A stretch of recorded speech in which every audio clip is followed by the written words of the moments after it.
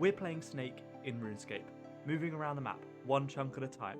Every hour, the snake is going to move, and if we complete all the challenges available to us, the snake is going to grow. Welcome to SnakeScape. Last time on SnakeScape, we rolled Varrock Palace, where we cooked a bunch of ratatouille. We then rolled the Lumberyard, where we got spoons to all hell for the drops. We then rolled into the wilderness, where I spent a grand total of 3 minutes. We then rolled a bunch of easy chunks, and we ended up in the Paterdomus temple, with a longer snake and a bucketless me. That's where you join me now.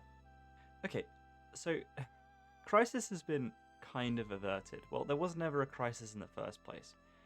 Turns out, in the middle of Priest in Peril, you actually need to go to talk to King Roland. And I completely forgot that that was a thing. So me saying that, oh, I forgot my bucket, which means I can't finish the quest, I can't get to that part of the quest anyway without talking to King Roland first. So actually this has been kind of saved, which is good, but bad? I don't know. I'll explain it. Welcome back. This is the Paterdomus temple chunk. In this chunk, there's really not very much to do. We just need to complete Priest in Peril until we have to go talk to King Roland again. After that, there's nothing really to do in this chunk. There are only some normal trees. Let's jump in and get to it. Unless something goes horribly wrong, we're probably not going to need this hour, but we'll start it anyway. 3, 2, 1, go. Let's start this quest. You have to knock on the door, if I remember correctly. There's a horrible big dog that we need to kill. Okay, right. Let's jump down here. This is exhilarating gameplay right here. Oh, nice. Okay. That only took like 10 minutes of flinching, but that is, I believe, all we can do for Priest in Peril. If I go knock back on the door, I think they tell me to go talk to King Roland again. Go tell the king what a great job we did. Now, in this chunk, there are literally just trees, normal trees, same as the previous chunk before. So I think I'm going to concede the rest of my time and just go back in the roller and see where we're going next. Here we are, back in the chunk picker yet again. So I've made a few changes to the chunk picker since last time. First and foremost, I have been able to tell the chunk picker what's in my inventory. So it now knows that I have an axe, I have a knife, and I have a tinderbox. So for instance, this fletching task to do a longbow yew is now available, even though there's no knife and no axe in these 3 chunks. As well as that, I've turned on best in slot skilling requirements. This is more for me than anything else because I don't want to be in a chunk and miss the fact that I could upgrade one of my best in slot skilling items. What I've also done is I've input what level I am. And what this means is next time we're in a chunk with just a farmer in it, it will know that I'm able to pickpocket it. This all means that I should be missing a lot less now when I'm in a chunk. Please tell me if I do miss something and there's something that I've overlooked, as it's really helpful. The snake is currently facing east out of Paterdomus temple, and normally these 3 chunks will be rollable. But of course, as we haven't finished Priest in Peril, we can't access Mauritania, so none of these 3 chunks are available, and the snake is officially stuck. So, how I would like to do this is I would like to make the outside of my snake rollable. So any chunk that's currently connected to my snake, apart from the final chunk of my snake, so the very end of the snake, which is we're about to lose access to, all the chunks adjacent to those become rollable, unless they very soon lead to being trapped again. The way you can think about this is I'm kind of opening a portal in front of where the snake is currently stuck. And then the other end of the portal is going to be the new chunk that we roll. And the snake's going to have to go in the portal on one end and out the portal on the other.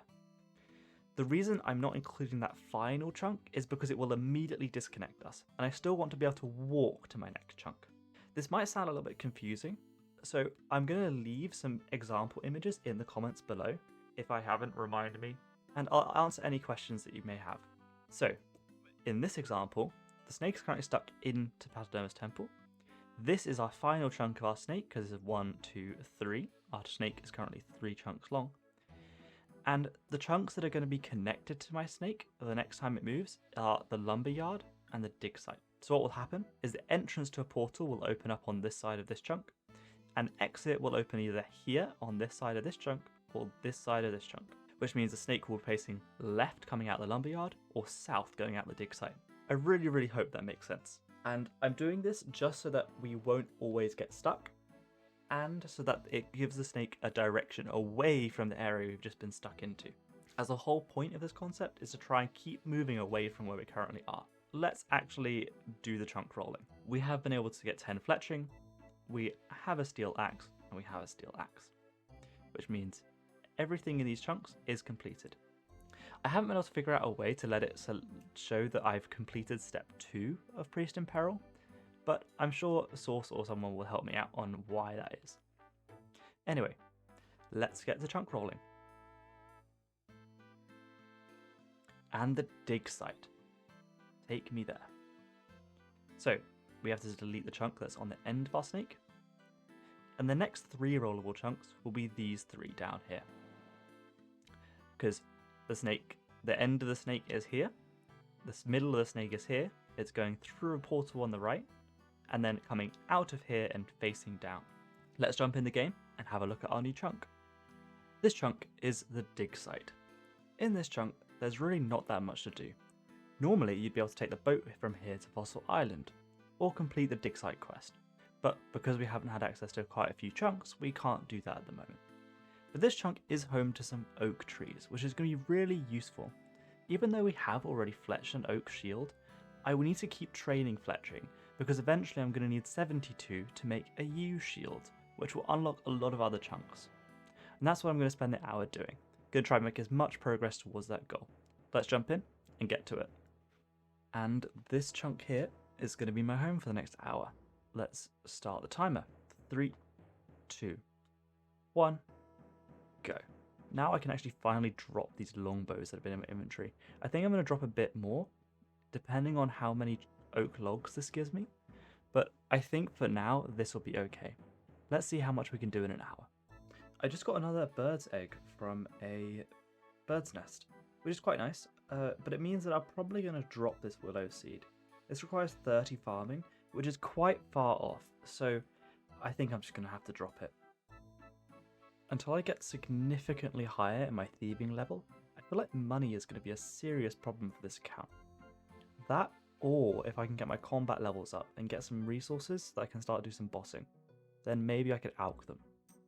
But for now, it's going to be a serious issue. Ah, the Pillory Guard. Nope, still can't do you. You teleport me into Varrock Square, so I'm not allowed to do it. And there is 30 fletching. Nice little bit of progress in this chunk. And just on the off chance if we can do this, the Wizard's Tower basement. Absolutely not. 3, 2, 1, and we're done. Okay, that's all for this chunk. Let's jump in the chunk picker and see where we're going next. Welcome back to the chunk picker. The snake is currently facing south, having just come out of the portal at the north of the dig site. The 3 chunks we can roll from here are the exam center, the East Varrock Gate, or into the River Salve. Into the River Salve, there's only a very small section which we can access if we go this way, so I'm not going to count it. There's nothing to do here, which means we can only go down into the exam center or right into the East Varrock Gate. If we go right, we're only going to have access to the right hand side of this chunk, not the one with the actual gate in it, because the gate here requires 153 museum kudos, which I don't have.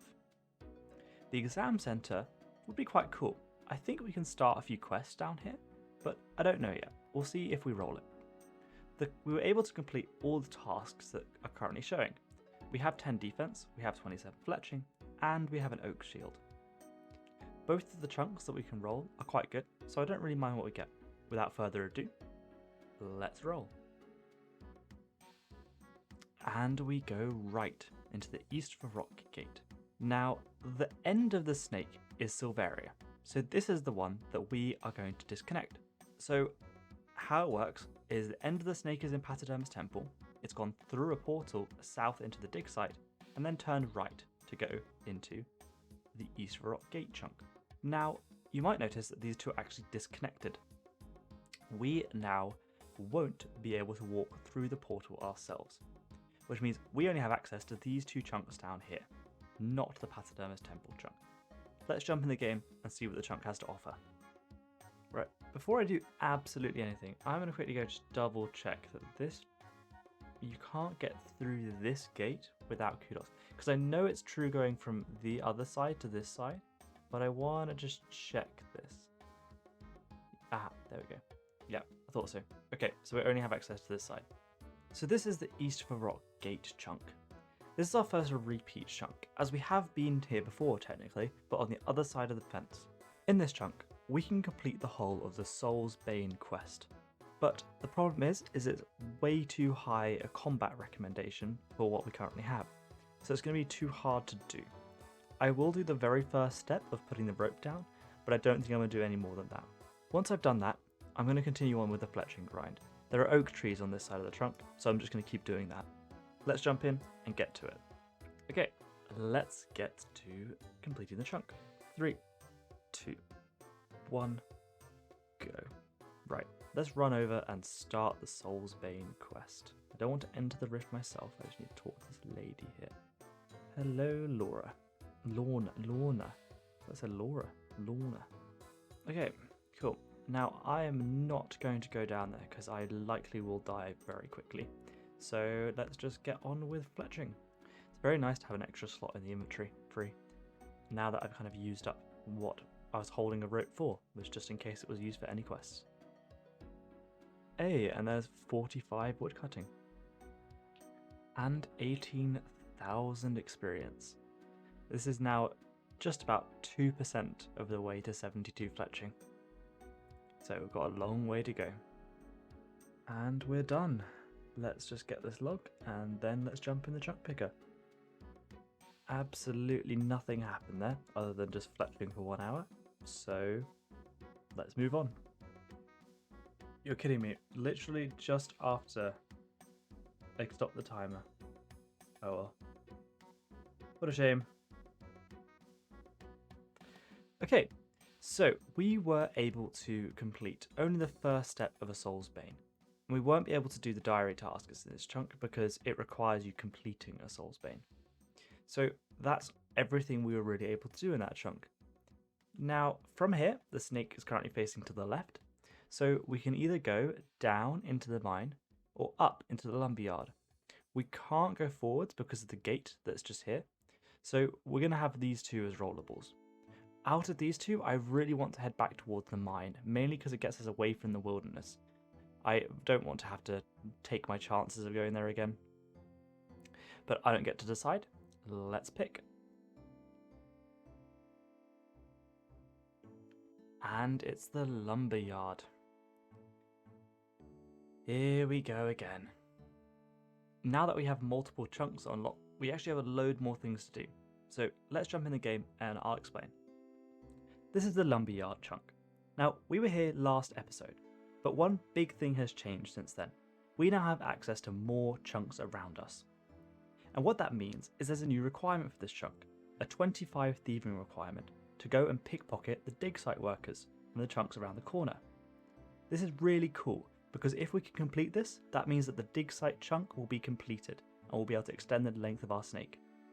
So we're going to pickpocket the men that are inside the pub until we have enough experience to go and pickpocket a dig site worker. That once that's done, then we'll be able to move on. Let's jump in and get to it. Right, let's get going. 3, 2, 1, go. Let's run over to the pub and start doing some pickpocketing. And there's 22 thieving. So we only need 3 more levels and then we should be able to complete this. We should be able to complete this within the hour. Okay, I think I'm going to employ the beer strategy from a few episodes ago. I'm going to buy a bunch of beers and then use those to heal myself when stealing money. Right, hopefully this is the last set of beers. We're very close to 25. So I think one more inventory of beers and full health should get us there. And this one is 25 thieving. Perfect. Let's run over to the dig site and pickpocket one of the guards. These guys actually take twice the time to pickpocket than any other NPC, and they have quite a low chance of success. But I just need to have one successful one. And there we go. And that counts as the task complete. Perfect. this chunk is now fully finished. Now, technically, if we want to get really specific, there are silver ores in the chunk down in the dungeon, which require 20 mining to do. But because I haven't had access to any way of getting mining, I don't think I'm going to count that. Not yet, at least. Especially as it's locked behind a quest which starts in another chunk. So I think it's fair game to consider it completed. Whenever I'm playing this account, I always make sure to set like an actual timer as well as the one that's built into OBS, because otherwise I might just like forget that the timer's still running and that time's up or whatever. Never fails to scare the living daylights of me whenever it goes off. 3, 2, 1, and that's it. Let's jump into the chunk picker and see what we go next. And here we are. Let's tick off the task that we were able to do, which was the 25 thieving to pickpocket a dig site workman. As I explained earlier, I'm now going to consider this chunk complete, as the mining requirement is from the dungeon underneath it, which is locked behind a quest which starts elsewhere. So I don't think I'm going to count that as a chunk task. Mainly because 40 mining is going to be a requirement for loads of other chunks. So it's fair enough to not count it for this one. Let's mark this one as complete. Now that means that when the snake moves, we don't have to get rid of it, at least for this roll. If you're wondering what this symbol means, I've put this here for myself just as a reminder that no tasks are going to come up in this chunk, but I'm not considering it completed yet. That's because the quests that start in here aren't finished. It's just a note to me. The snake is currently facing north out of the lumberyard, which means all 3 chunks that we can roll we've been to before. Of these 3, I really want to go to the palace, just because it will keep us away from areas we've already been, and I don't particularly fancy going in a loop. But, of course, I don't get to pick. Let's roll. Yes, beautiful. That's exactly what I wanted. So, now our snake is 4 chunks long, and we have a load of tasks that we're going to have access to. Let's jump in the game and have a look around. Man, I'm actually so happy that we went this direction as opposed to the other, just because it means that we will get to actually do more unique stuff, and we're not stuck in a loop for another 4 chunks. So it's really nice being able to come here and complete some more. But I'm going to leave the next few chunks to the next episode. I really hope you've enjoyed this video. If you have, a like would be really appreciated, and a subscription would be amazing. Please let me know if you have any thoughts about the chunk that I unlocked and the pace that these videos are going at. This episode had a lot of chunks which didn't really have much to do, so I would like to know whether you like the way I edited it and set it up, and what you think I could change. But thank you very much for watching, and goodbye.